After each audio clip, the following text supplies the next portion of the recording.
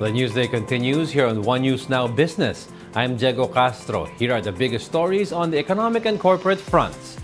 Foreign investment pledges approved by investment promotion agencies more than doubled in the third quarter from the same period a year ago. Data from the Philippine Statistics Authority showed that total foreign investment commitments surged by 109% to 27.3 billion pesos in the July to September period. That's coming from the 13 billion peso haul a year ago. The growth in foreign investment pledges was the fastest in 2 quarters, or since the 4,455.6% surge in the first quarter of 2023. Singapore was the biggest source of approved investment commitments, contributing nearly half at 13 billion pesos. This was followed by Taiwan and the United Kingdom, with pledges amounting to 3.6 billion pesos and 3 billion pesos respectively.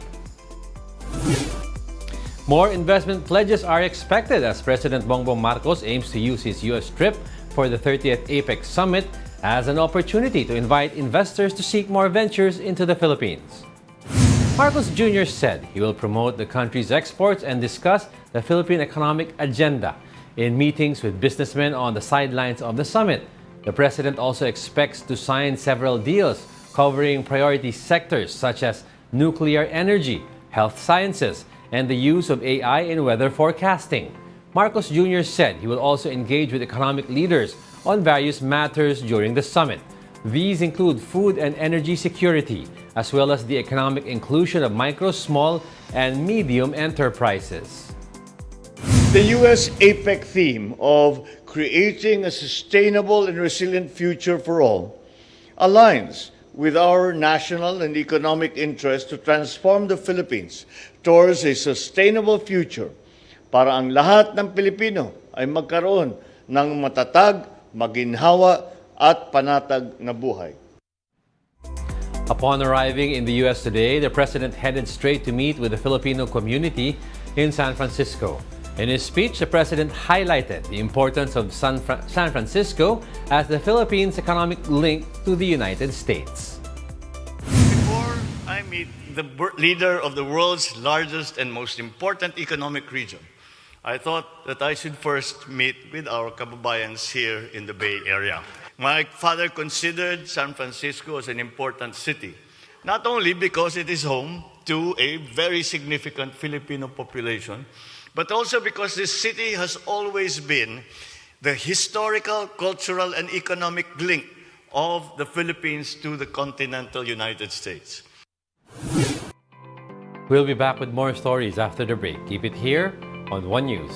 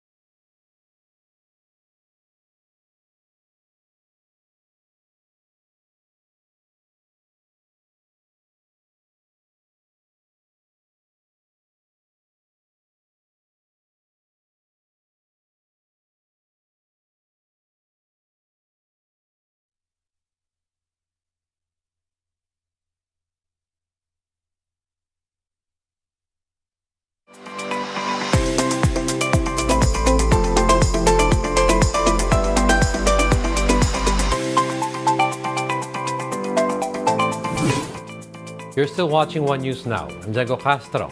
Some good news for travelers. The Civil Aeronautics Board is planning to impose higher fines on airlines that overbook flights. From 5,000 pesos penalty per violation, CAB plans to increase the fine to 200,000 pesos up to 2 million pesos depending on the violation. This was confirmed by Senator Grace Poe in the plenary debates on the budget of the Transportation Department, where several incidents of flight overbooking by Philippine Airlines have surfaced. According to Senator Alan Peter Cayetano, PAL should be given an ultimatum, especially since they are the flag carrier. I think there has to be an ultimatum with them. If you want to be flag carrier, there's a certain standard that you have to follow. So maybe the DOTR can put a certain criteria and say, if you don't meet this criteria in the next 18 months, we will open up giving the flag carrier entitlement to someone else. No? Still on transportation, the Energy Department sees more fuel price rollbacks until early next year. Pump prices rolled back by up to 3 pesos per liter on Tuesday, and the DOE says we can expect more soon. This is because of lower demand from China and higher production at the world market. The DOE says we can expect fuel prices to continue to go down until the first quarter next year, barring any escalation in external risks, including the conflict between Israel and militant group Hamas.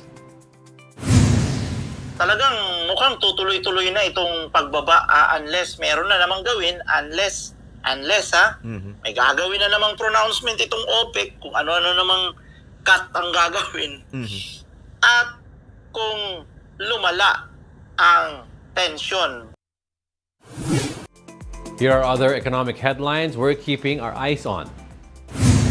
BMI Country Risk and Industry Research, a unit of Fitch Solutions, warns that the Philippines may find it challenging to achieve the government's growth target of 6.5 to 8% next year, citing tighter for longer policy rates.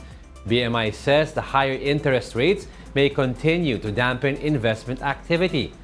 They believe the BSP may deliver one more rate hike this year before it starts cutting borrowing costs in the second half of 2024.